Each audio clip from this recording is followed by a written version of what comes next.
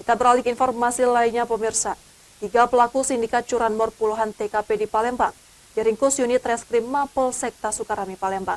Polisi mengamankan 4 unit sepeda motor beserta peralatan bengkel untuk merubah motor korban. Dari rekaman CCTV terlihat 2 pelaku sudah masuk ke dalam rumah korban menaiki pagar rumah. Pelaku terlihat sudah mengambil sepeda motor korban. Salah satu pelaku membuka pintu pagar, sedangkan rekannya mendorong motor curian. Aksi curanmor ini terekam CCTV dan viral di media sosial. Dari rekaman inilah polisi dapat mengidentifikasi pelaku. 3 pelaku diamankan petugas sedangkan 2 pelaku lagi masih dalam pengejaran.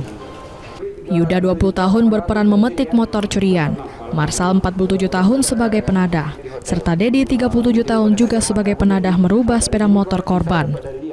Sedikitnya ada 10 TKP curanmor yang dilakukan sindikat ini. Dalam pengembangan kasus, polisi mengamankan 4 unit sepeda motor tanpa surat menyurat lengkap. Polisi juga mengamankan barang bukti peralatan bengkel dan berbagai spare part sepeda motor. Modus dari pelaku ini adalah dia mematahkan stang, terus sudah itu membawa lari motornya, setelah itu dihidupkan menggunakan kawat. Untuk dia jual, setelah itu dia menjual ke COD ke temannya, setelah COD ke temannya lalu dijual lagi kepada penadah selanjutnya.